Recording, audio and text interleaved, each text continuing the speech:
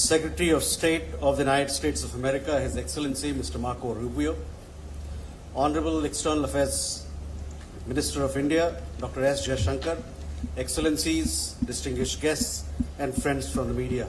Namaskar and good afternoon to all of you. I welcome you to this press conference. We will first have remarks by the ministers, after which we'll take some questions. First, I invite External Affairs Minister of India to make his remarks to the media. Sir. Thank you, Ranjit.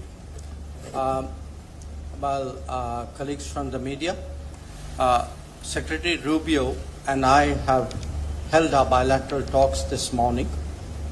In fact, we are midway through it, and after this presser, we'll be going back for the rest over lunch. But as you can see, we didn't want to keep you waiting, so we decided to come out in between and share a readout. Now, this is the Secretary's first visit to India, but from his very first day in office, we have actually been in regular touch. I think I was one of the first to meet you that day. And this has included occasions in Washington, D.C. and New York, but also on the sidelines of other events. The most recent one was in France. So we've had really a continuous engagement which has facilitated our overseeing the broad-based and growing cooperation between our two nations. Now, as regards this visit and our discussions today and yesterday, let me give you a state of play. In terms of the political understanding between India and the United States, I think we have a strategic partnership which emanates from a convergence of national interests in many areas. Yesterday, during the Secretary's call on the Prime Minister, some global and regional issues were discussed. And in our subsequent meeting at the embassy, we took up developments pertaining to West Asia, Middle East, to the Indian subcontinent, and to East Asia. I also shared with him some impressions I had of my recent visit to the Caribbean.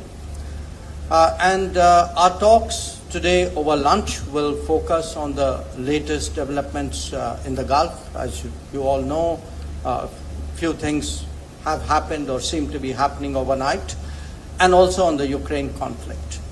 And the Indo-Pacific is, of course, on the agenda for the Quad meeting, which we will be doing on the 26th. Where defense and security cooperation is concerned, you're all aware that the 10-year major defense partnership framework agreement was recently renewed. A comprehensive underwater domain awareness roadmap was also signed. We discussed the importance of taking into account the Make in India approach and lessons drawn from recent conflicts while going forward in the defense domain. On the economic front, we spoke about the value of concluding at an early date the final text of the interim agreement regarding reciprocal and mutually beneficial trade. This will be an important step towards a comprehensive bilateral trade agreement which was envisaged during Prime Minister Modi's visit in February 2025. Our expectation is, we had a team recently in Washington, and our expectation is that an American team would be visiting India soon for that purpose. We spent some time today discussing energy issues, and again, you're all aware that our government's fundamental responsibility is to address the needs of 1.4 billion people. Obviously, ensuring the accessibility and affordability of energy for them is our prime objective. Secretary and I therefore welcomed the expansion in our energy trade in recent months. Diversified supplies are at the heart of energy security for India. We devoted some time to nuclear energy cooperation as well. The passage of the Shanti Act has opened up new possibilities. An American delegation was recently in India. We hope to realize the potential of cooperation in the nuclear domain, and I also raised with Secretary some issues, regulatory issues we have on the American side. All of you know the importance of critical minerals. Our two nations have been cooperating bilaterally in the Quad format and also as like-minded group. India joined the Pax Silica and is part of the Forge initiative. The AI Impact Summit in New Delhi in February highlighted the enormous potential of the India-US relationship, and we will naturally be encouraging our businesses dealing with AI. As India's semiconductor and AI capabilities advance, this cooperation will be even more prominent in days to come. People-to-people ties are at the heart of our relationship. I apprised Secretary Rubio of challenges that legitimate travelers face in respect of visa issuance. While we cooperate to deal with illegal and irregular mobility, our expectation is that legal mobility would not be adversely impacted as a consequence. After all, this is very relevant to our business, technology, and research cooperation. Friends, India and the United States have common interests, but they also face shared challenges. Prominent among them is terrorism. Our position in that regard is very clear. It is one of zero tolerance. We appreciate the strong cooperation between concerned agencies of our two countries in this domain. I particularly recognized the extradition from the United States to India last year of a key planner of the 26/11 Mumbai attacks. Our two countries will intensify cooperation bilaterally as also in relevant international forums. We will continue to collaborate closely on countering illegal trade in narcotics. Our discussions, which, as I said, are still ongoing, have covered a range of regional and global issues. So let me state India's broad position which pertains to all of them. And I would make 5 points here. One, that we advocate dialogue and diplomacy to address conflicts. Two, we support safe and unimpeded maritime commerce. Three, we demand scrupulous respect for international law. Four, we are against weaponization of market shares and resources. And five, we believe in the value of trusted partnerships and resilient supply chains to de-risk the global economy. So overall, this has been a very timely visit by the Secretary. I think our discussions have been very productive, and I look forward to hearing his remarks. Thank you, sir. I now invite U.S. Secretary of State for his remarks to the media. Thank you. Well, first of all, thank you for your very warm welcome. And it's been a phenomenal visit already, and it's only been a day, and we have so much more work to do. And it's an honor to be here with all of you in this important visit to one of our most important strategic partners in the world. And I want to highlight that point for a minute. We obviously have relations, and we work with countries all over the world, and we need to, just as India does. And we have all kinds of alliances and partnerships with countries that we work on, sometimes on discrete and individualized issues, other times on broader issues that involve one region of the world or another. A strategic partnership is something very different. It's something much broader than that. A strategic partnership is when your interests as two nations are aligned and you work together strategically to solve those problems. And the list of issues that we work together with India on, the breadth and scope of them, is what highlights the fact that India is an important strategic partner of the United States, one of our most important strategic partners in the world. It begins with the fact of our shared values. We are the two largest democracies in the world. And so obviously that in and of itself begins to align our interests simply because our leaders respond directly to voters and people on a regular basis, which means I have to go back and justify to the American people every decision we make, and the President has to do the same on why it's good for our country, and our counterparts here in India have to do the exact same thing. You have to respond to the people of India about why your partnership with the United States, or your stance on any issue for that matter, is to the benefit of your country. I imagine this is true in every country in the world to some degree, but it is particularly true for democracies. Democracies respond directly to their people, and you have to respond constantly. In democracies, you have opposition parties. You have a free and open media. By the way, you have a lot of media. We have media in our country. You guys have a lot of media, and that means a lot of scrutiny and a lot of attention. But that begins to align our interests immediately because we both recognize and have mutual respect and understanding that every decision we make, every announcement we make, everything we work together on, we ultimately have to go back and justify it to our voters, to our people, the people who put us in these positions to begin with. The second point I would make is that our partnership from a strategic standpoint is not limited to a regional one. Now, clearly there are regional issues in the Indo-Pacific that are important to both of our countries. But the ability, increasingly as we have conversations, we are talking about strategic interests that align beyond simply the region. Whether it's your visit last week into the Western Hemisphere, we have a lot of alignment. Whether it's our mutual interest in what's happening currently now in the Straits of Hormuz and beyond. And then on the topics as well. If you talk about the topics that we have a mutual interest on, both countries are strategic allies on the idea that access to critical minerals and supply chains are an essential issue in the 21st century. The over-concentration of reliance on a single source for anything, particularly things that are vital for our economies, is one of the great challenges of the 21st century. And we are strategically aligned on that topic. On the issue of terrorism, both of our countries have suffered, both directly and indirectly, because of global terrorist networks. There is a strong counterterrorism alignment as a result of that.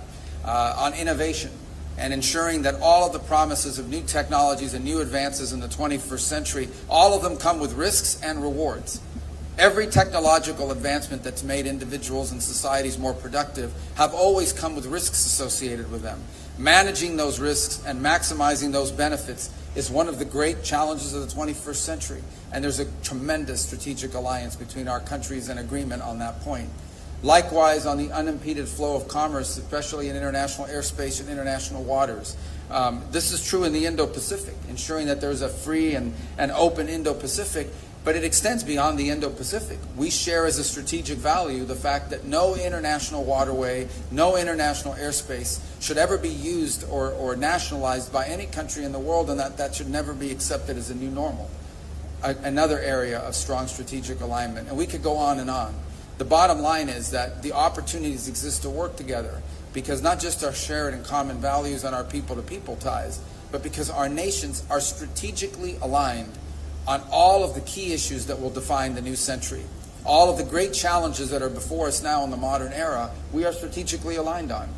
And the final point, and this I mean is no disrespect to any other country in the world, but you can have a strategic alliance with countries. But there are only a handful of countries in the world that have the ability to actually do something about these big issues on a global scale. There are only a handful of countries in the world that have both the economic and diplomatic power to be influential on strategic issues from a global perspective. And India is one of them, which is what adds the finishing touches on the importance of this strategic alliance. Is we have a strategic alliance between the United States and India. It's a strategic alliance between two countries that have global influence and the ability to influence global events. And that distinguishes it from other relationships. And so that's why this is an important visit to be here today. It's why we hope that later this year the Prime Minister will visit us in Washington. It's why I hope our leaders will have a chance to interact in other forums. And I also want to thank you, by the way, for hosting the latest meeting of the foreign ministers of the Quad, which will be happening the day after tomorrow, I believe, right? Day after tomorrow. Another important mechanism and of joint cooperation. And one more example of our strategic relationship between our two countries. Because the Quad is a forum of alignment between four countries who are not just strategically aligned on a bunch of key issues, but four countries that have the ability to varying degrees to influence global events on these topics of mutual interest. So there's a lot of details and things we can talk about. I didn't mention energy, but we also are strategically aligned on energy. You know, energy and the ability to generate power is the key behind all of the great industries out there. Whether it's data centers, whether it's artificial intelligence, whether it's the ability to modernize and continue to advance economically, all of it begins and ends with the ability to generate the power necessary, not just to raise standards of living, but beyond that, to expand into new industries. And both of our countries are strategically aligned in ensuring that we have a world that can not just produce but deliver the energy resources that are necessary to power a modern economy. So I'm not given the breadth and scope of areas of alignment, one visit alone will never solve or be able to address all of these. But this continuing dialogue and engagement between our countries is important because, as I said, I think it's not just evidence of the importance of our strategic alliance, but it's necessary in order to continue to advance on all of these topics. So thank you for your warm welcome. Thank you all for covering these events here today. And I look forward to returning many times. 4 days for a country of this size, of this beauty, and of this diversity, and all the things you have to show us. We can't possibly see it all in 4 days, but we're going to try, or we're going to die trying, because it's a pretty packed schedule. And I appreciate everything you facilitated for us in our time here together. Thank you. Thank you, sir. We now open the floor for some questions. Please be brief as you ask your question, and please do introduce yourself and your organization. We'll begin there. Kadambani, this side, please. Good afternoon. I'm Kadambani Sharma. I'm an independent journalist. I have a question for both of you. First, Secretary Rubio, to you. Indian students, engineers, doctors, researchers have contributed enormously to US economy and innovation ecosystems. But the recent changes in J1 visa, F1, H1B visa are being seen in India as hurting the core pillar of people-to-people relationship. What does your administration have to say about this in regard to Indians and the message to Indians in this regard? Dr. Jaishankar, to you, my question is, India today has strong relations with UAE, the Gulf countries, Israel, Iran, and of course US here. And how confident are you of managing all these relations at this time in the current situation? Would you say it is an example of multi-alignment? Thank you. Thank you. Let me just handle on the first of all. I take and accept what you've just said about the contribution that Indians have made to the U.S. economy. Over $20 billion have been invested in the U.S. economy by Indian companies. We want that number to continue to increase, and obviously the expertise as well that they've provided into our economy has been very, very valuable. I don't want you to view, or anyone, I made this point yesterday in an interview, the changes that are happening now, or the modernization of our migration system into the United States, is not focused, it's not India specific, it is global, it's being applied across the world. We are in a period of modernization, and I'll be frank and honest with you because it's important to talk about this. We've had a migratory crisis in the United States. This is not because of India, but broadly, we had over 20 million people illegally enter the United States over the last few years, and we've had to address that challenge. In addition to that challenge, and I think this is true for India, this is true for every country in the world, okay? Everything that you do as a country needs to be in your national interest, and that includes your immigration policy. The United States, I believe, is the most welcoming country in the world on immigration. Every single year, 1 million people, roughly, become permanent residents of the United States and contribute greatly. My parents entered the United States as permanent residents in 1956 from Cuba, and so it's a process that's enriched us. But it has to be a process that's adjusted in every era to the realities of the modern times in which you live. And it's long overdue. So the United States is currently undergoing a process of reforming the system by which we choose how many people come into our country, who comes in, when they come in, etc. Anytime you undertake a reform, anytime you undertake a change in the system by which you admit people, or frankly, anytime you undertake a reform in any system, not just on immigration, there's going to be a period of transition that's going to create some friction points and some difficulties and so forth. Ultimately, we think when this process is in place, once this process has been modernized, and that's really what it is, we are modernizing the U.S. immigration system for the 21st century so that it is an immigration system that's not just good for the America, but it's also good for the people that are coming. Once we are complete and once we've done the work of modernizing that system, I think we're going to come up with a system, we're going to wind up with a system that's more efficient and even better than the previous system, and in some ways may prove to be even more beneficial than the previous system was to people from India that seek to enter the United States to work and innovate. But obviously there's going to be a period of adjustment along the way. So what I want to leave clear is that the changes, while they may be having a disproportionate impact on a place like India that provides so many high-skilled workers to the U.S. economy, it is not a system that is targeted at India. It is one that's being applied globally. But we're in a period of transition, and like any period of transition, there's going to be some some bumps on that road, but we think ultimately our destination is going to be a better system, a more efficient system, one that works better than the one that we had in place previously, and more sustainable, by the way. Your question on the Iran Gulf, the conflict which is going on. Well, look, India would be one of the very few countries who has very good relations, very strong relations with the United States, with Israel, with Iran, and with the Gulf countries. So we have, and we have real interest there. So for us, the challenge in this situation is how to maintain all these relationships, how to protect our equities, how to advance our interests. And we don't look at it as a zero-sum game. We have to manage and actually take care of all these accounts.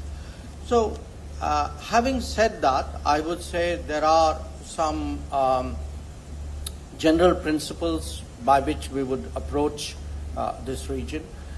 Obviously, we want peace and stability in the region. For us, the welfare, the well-being of the diaspora is crucial.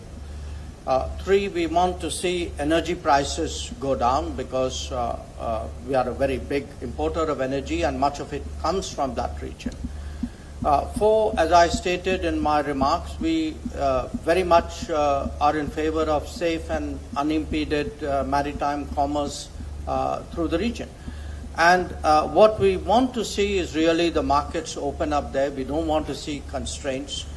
So these would be the principles with which we would approach that region. And in a way, of course, every situation is unique. But I think we will find increasingly in the world that there will be conflicts or difficult situations where India, because our interests are growing, we have relationships with all the parties involved. I mean, we are seeing this in the Ukraine conflict as well, where we have, very strong relations with Russia, we have it with Europe, we have it with Ukraine as well, we have it with the United States. And then the question is, how do you manage them, all of them? So in that sense, yes, it is multi-alignment because today's India has that range of interests which require us to manage multiple accounts. Thank you, sir. Sir, if you allow, we can take a group of questions together. Sure. That way we'll be able to cover more. Can we go here, Siddhant, please? Hi, sir. I'm Siddhant from WION. To Secretary Rubio, my question is on technological partnership. How do you see India as a trusted technological partner?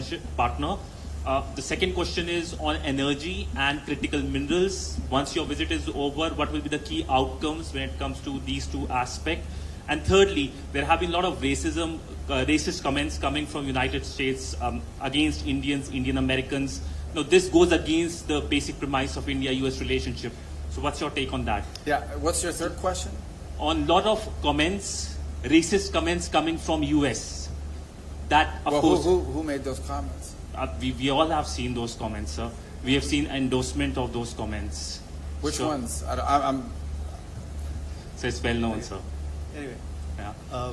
we And to EAM Jaishankar, my question is in terms of the energy partnership, we know that we are importing LNG, we are importing crude from United States, but there is a choke point at the Hormuz. So what is the future strategy when it comes to cooperation with the United States?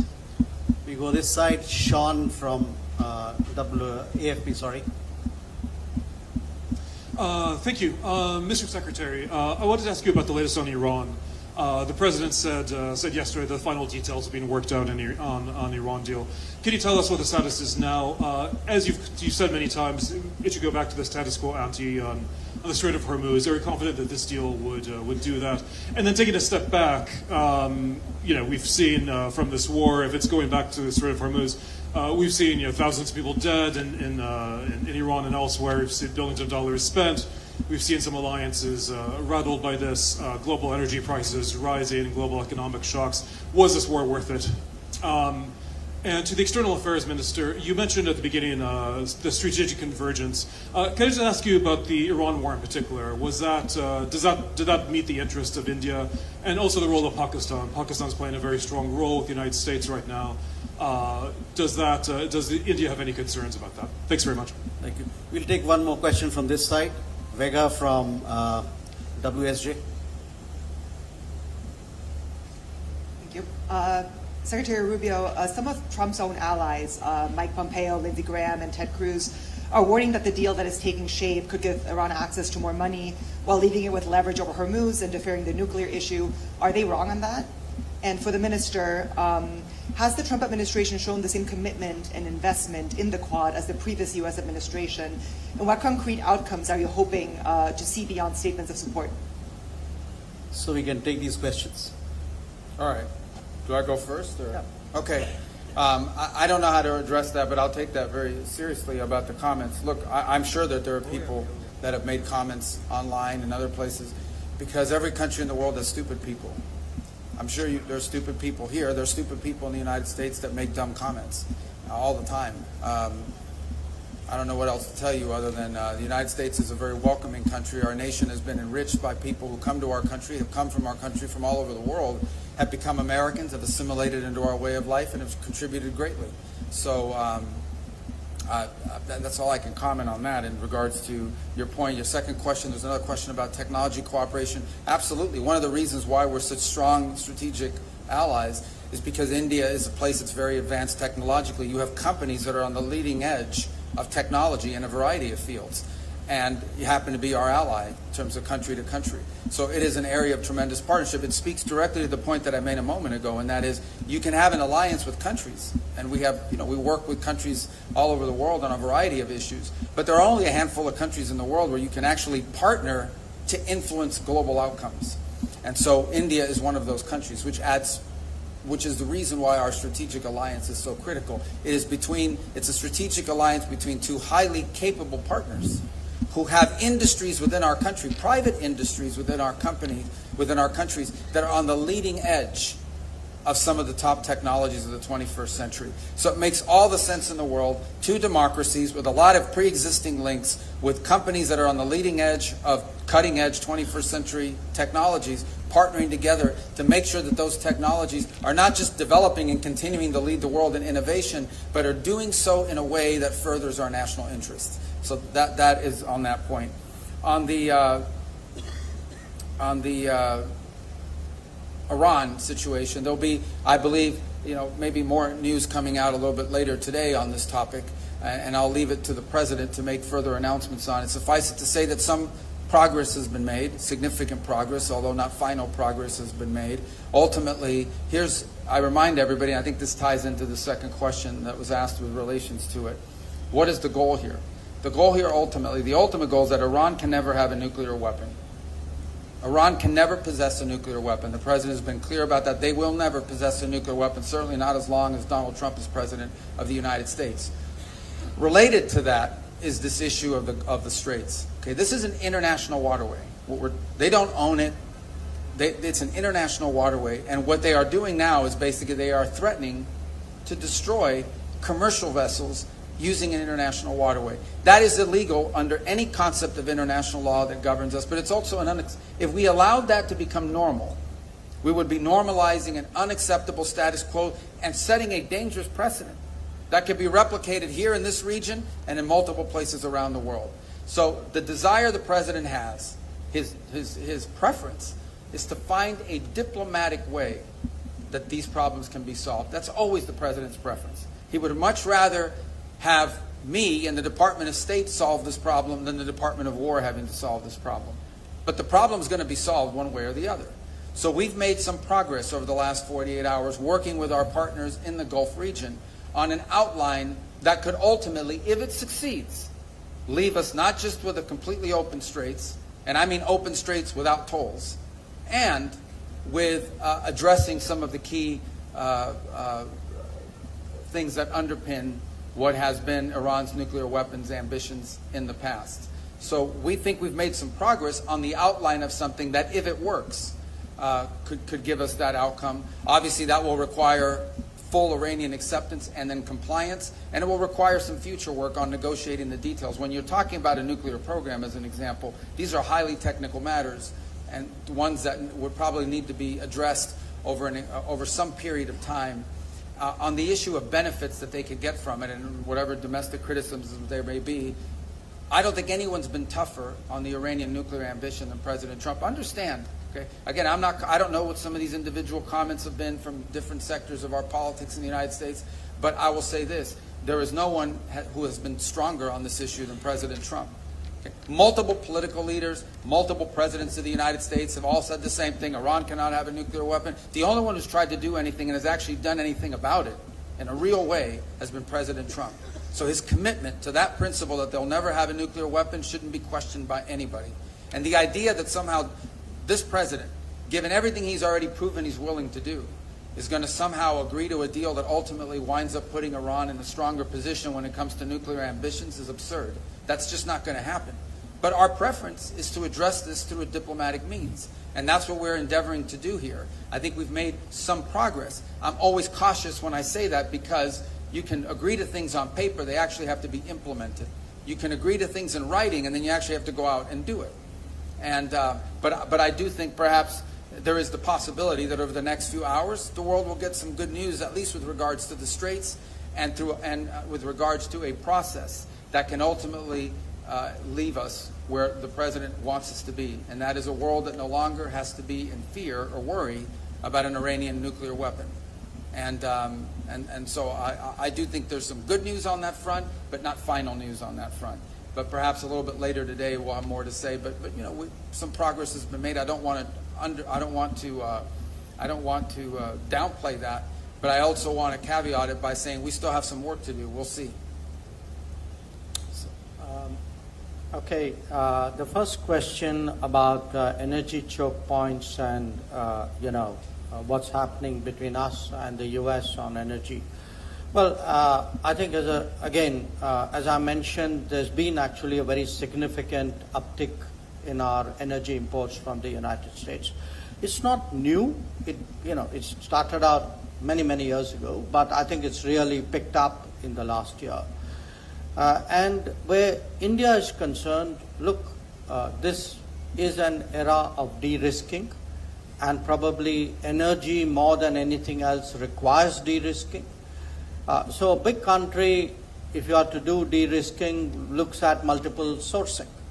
And for us, the United States has emerged as a very significant and reliable source of energy, as indeed have some other countries. So the way we will deal with the current situation in Hormuz, and frankly going forward as well, which is to diversify our energy sources, because that is at the heart of our energy security. And that is why we feel strongly that the energy market should not be distorted, they should not be constrained. It is important to keep energy prices down for global growth. Regarding your question on the Iran war, in fact, it flows in a way from that answer. Sure, I mean, at this time, where India and the United States are concerned, we both have a very strong interest in ensuring that there is safe and unimpeded maritime commerce. We also have a very strong interest in ensuring that globally energy prices are kept low and that energy sources are more available. So look, we are both countries.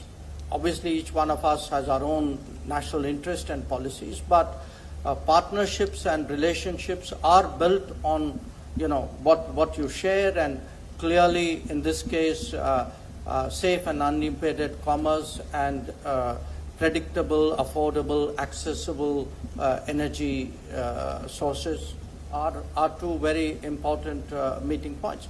Now, as to who all are involved in the matter which Secretary Rubio addressed, I think it's for the parties to work out. It's for them. Regarding the other question on the Trump administration and Quad, I want to remind you that the Quad actually in the current form started during President Trump's first administration. And actually, it picked up then. It has moved on. And it was very interesting when I began by saying that, we met on the first day of Secretary Rubio's tenure as Secretary of State. It was for a Quad meeting. And last year, we actually had 2 Quad meetings. We are having a 3rd Quad Foreign Ministers meeting. And looking ahead, to me, the Indo-Pacific is going to become more and more important with the passage of time. We were just talking about energy. It'll even become a big energy lifeline. I mean, if you're going to see, for example, a much bigger India-US energy trade, or India's energy and general trade with the US, with other countries in the Americas, I can see, much more growth, much more trade, much more maritime activity out there. So, to me, the work on Quad goes on, and I think 2 days from now, you will see us on the podium talking about the Quad, and I can assure you, we will have a good, strong story to tell. Thank you, sir. The final round of questions. We'll take 2 questions from each side together, and then we'll request Minister and Secretary of State to respond. Manas from this side. Secretary Rubio, after 25 years of very significant progress in India-US ties, including during President Trump's first tenure as the president, many in India feel that the relationship has lost the momentum in the last 1 year over issues including tariffs, a more transactional US approach, and mixed signals on Pakistan and China. So how do you see these views, and what is your administration doing to address these concerns about a slide in India-US relations? And to Foreign Minister Jaishankar, what are India's expectations from the Trump administration at this stage of the relationship, when we are also facing the consequences of conflicts, geopolitical headwinds, especially on our energy security? Reza. Thank you for doing this. Question for Secretary Rubio. Secretary Rubio. There are serious concerns in New Delhi over the U.S. administration's renewed engagement with Pakistan, and especially Pakistan's military leadership, especially when there are concerns in this region about that military leadership's links with terrorism and also with regional instability. How would you reassure India that this new engagement is not at India's expense? And a question for the External Affairs Minister. I know you've kind of touched on this, but the Quad came together and positioned itself as a platform for coordination between 4 maritime democracies to work on the delivery of public goods across the Indo-Pacific. How much is this still relevant with the Trump administration? We go to the other side. Tom from BBC. Thank you very much. Tom Bateman from the BBC. Mr. Secretary, there's a lot of attention at the moment on how to end this war, but there is continued scrutiny on the way it began. Now, it was information about the whereabouts of the Supreme Leader that led to these, unprecedented strikes of unprecedented scale. That was a Saturday in Iran in the morning when millions of children were at school. Now, Admiral Cooper said last week, confirmed the timeline of the investigation into the Minab school strike. There is media analysis that 22 schools at least were damaged either that day or in the following weeks. What do you say to those who will accuse the administration of unleashing a reckless action because of when this war was begun? And Mr. External Affairs Minister, given how hard the energy crisis is currently hitting your country, did you discuss with your American counterparts further sanctions waivers, particularly on Russian oil and other oil purchases?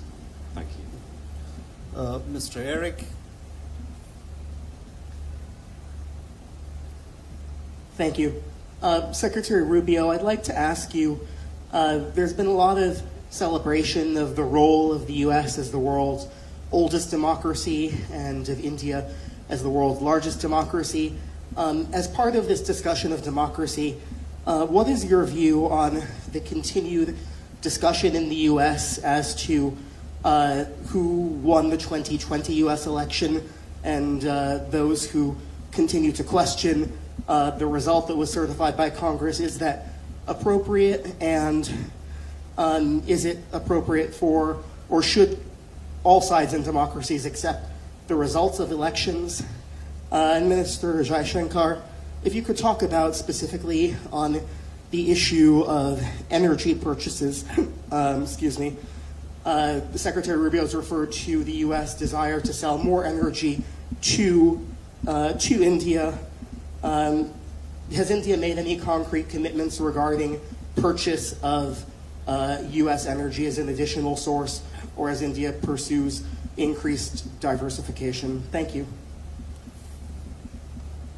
So we can take these questions. Okay. You want to start with me? I think I wrote them down. So, all right. On the U.S.-India relationship has not lost any momentum. I understand why some people might say that. I mean, I don't understand, but I understand some people say that, but I don't see it or view that in any way, shape, or form. The reality of it is you have a new administration that came in. This is not about India. This is about the United States in terms of trade. Okay, this is not geared. The president did not say, let's figure out a way to create friction with India over trade. The president came in and said, we have a trade situation involving the U.S. economy that doesn't work moving forward. There's a huge imbalance that's built up and it needs to be addressed. And he pursued it from a global perspective. And so I can tell you as Secretary of State, there virtually is no country in the world that I could travel to that isn't going to raise the issue of trade, because we did this from a global perspective. The president approached it and said we have to rebalance U.S. trade. And one of the reasons why is, again, this is not about India. I'm not speaking about India. I'm speaking more globally. The United States was being deindustrialized. Okay? We pursued trade policies that left us in a place where all of the means of production had been outsourced in such a way that left us vulnerable. That had to change, and it cost us jobs. It created huge displacement in our country. And that needed to be corrected. There needed to be a rebalancing of how we approach global trade, whether not just with India, with the European Union, with countries all over the world. And obviously, now the difference is India is a massive economy. This is a big economy. We're your leading trade partner. We do a lot of trade with India. And so obviously, there's a big difference between, rebalancing trade with a country of this size and magnitude with the size and productive means of your economy versus a smaller country that maybe all they provide is agriculture, as an example. So I think it's just gotten caught up in that. The good news is that through this rebalancing, we are ultimately seek and believe we will arrive at trade arrangements around the world that are good for the United States, but also good for our trade partners. And one of those we hope will be India. In fact, we are on the verge of making that happen. We are hopeful that our trade representative can visit here very soon. We had an Indian delegation in the United States, I believe last week or the week before. We've made tremendous progress, and I think we're going to wind up with a trade agreement between the United States and India that's going to be enduring and is going to be beneficial to both sides and sustainable in a way that addresses this national interest that we had. Beyond that, I would say that we continue to cooperate on a number of fields. As an example, when we came out with a Pax Silica proposal from the State Department, one of the first countries that joined was India.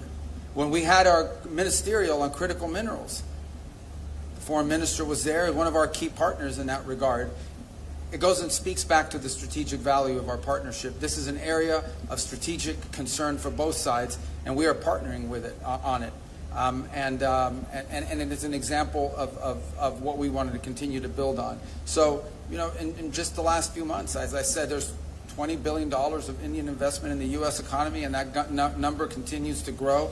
So I think the relationship continues to be strong, and in fact, I believe by the end of this administration, it will be stronger than it's ever been. That's certainly our goal, and that's certainly what we're building towards. As far as our relations with other countries, yeah, we have relations, and we work at the tactical level, for example, and in many other ways with countries all over the world. So does India. That's what responsible nation states do.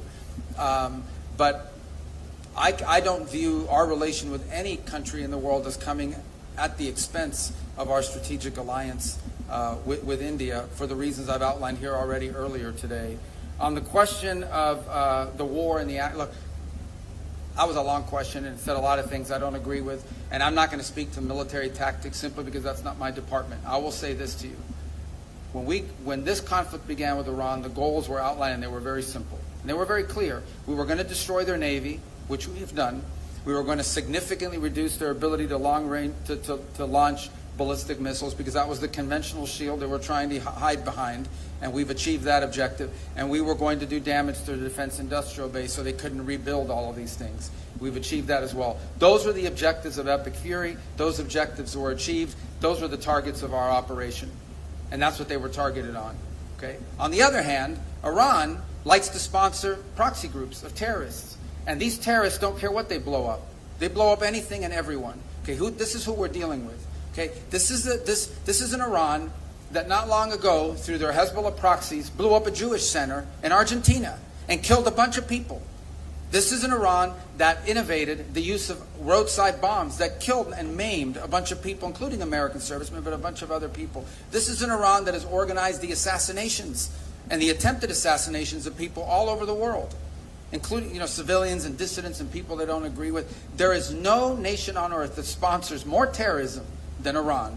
And they've spent millions and millions of dollars sponsoring terrorism and targeting individuals all over the world, and including civilians have been caught up in that.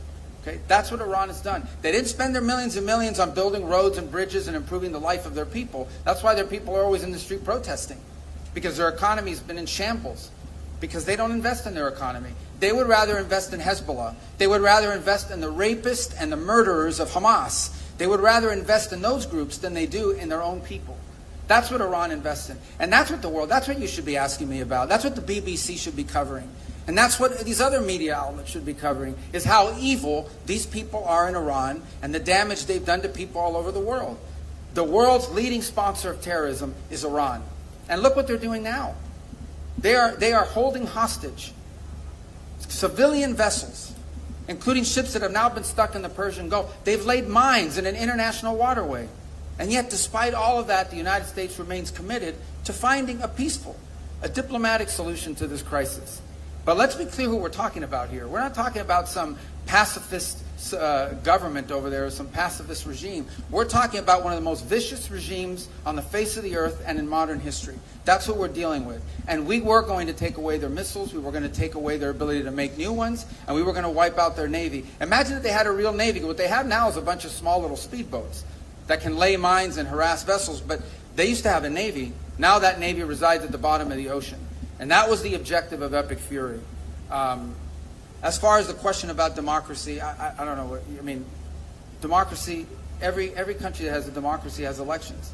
And in I've been involved, I've seen elections in the United States where Democrats, I remember the lady from Georgia who lost her election in Georgia and said it was stolen from her. The bottom line is you have elections, and elections are conducted on the basis of rules and so forth, and sometimes those rules are not followed, sometimes those rules are not adhered to, sometimes those rules are played around with. Right now, Democrats are complaining about a redistricting process in the United States. But we're going to have elections in 2026. You guys cover it all the time. They're called the midterms. We're going to have elections in 2028. I was elected in elections when I was an elected leader. So at the end of the day, the democracies, as I said, rely on elections. Elections rely on rules. Those rules have to be followed. But at the end of the day, these are enduring democracies. I can tell you this. The leaders that are in the United States right now, President Trump was elected. He was elected with an overwhelming majority in the Electoral College. He was elected by winning the 7, not 5, but the 7 key swing states. He was elected in 2024 to carry out a mandate, and he responds to the American people as a result of it. And our leaders in Congress are the same. They have to answer to their voters. And that's the key. That's the key, and I talked about it before. The largest democracy in the world and the oldest democracy in the world. Our leaders, when we make decisions on the global stage, we have to go back and justify it to the American people. They have to go back and justify it to their voters here in India. We are responsible and accountable to the people, and they always say the same thing. They want to know why what you are doing on the global stage is good for the people of your country. And that's why I think it's important that there be strategic alliances with the largest democracy in the world and the oldest democracy in the world, because we are two countries that have to make decisions that are in the national interest because our voters demand it, but also that are in our mutual interest. And that's why this relationship is so valuable. So, thank you. Well, I have one question on expectations from the Trump administration, 3 questions on energy, which sort of overlap, and 1 question on the Quad. So I'll take them in that order. I think, look, where the United States is concerned, the Trump administration has been very forthright in putting forward its foreign policy outlook as America first. Now, where we are concerned, we have a view of India first. So both of us are obviously driven by our respective national interests. There will be many areas where our national interests are in harmony and we work together, which is why we have a strategic partnership. There could be some where they don't, in which case we have to manage those situations. Where the energy issues are concerned, again, look, I want to say for our energy security, it's important we have multiple sources, large sources, dependable sources, cheap sources. So, the United States, because that was the first question, fits the bill in many respects. So do some other countries. So we will continue to diversify and maintain multiple sources of supply at the most reasonable cost, because at the end of the day, we have an obligation to our people to provide them energy at affordable and accessible rates. Now, what we don't want to see, we don't want to see energy markets distorted. We don't want to see energy markets constricted, because it has a cost implication. So the question which was asked, did we discuss that? Yes, we discussed that. And, I certainly expressed the Indian point of view that, we strongly believe that energy markets should be left, to the market. Where the Quad is concerned, I'm glad you used the word maritime democracies, because both terms, I think, are very relevant. We are doing a lot with each other because we are maritime powers, and I see that growing. And we are doing a lot with each other because we are democratic powers who have a certain way of doing things, who have a certain belief system, who have certain practices. We are market economies, we are open societies. We want business to be conducted and life to run on the basis of international law and market practices. So for us, particularly in the Indo-Pacific, which, as I've already stated, I see as gaining in importance in salience in the coming days, it's very important that the Quad cooperation as maritime democracies continue, and that is exactly what you will see 2 days from now. Thank you.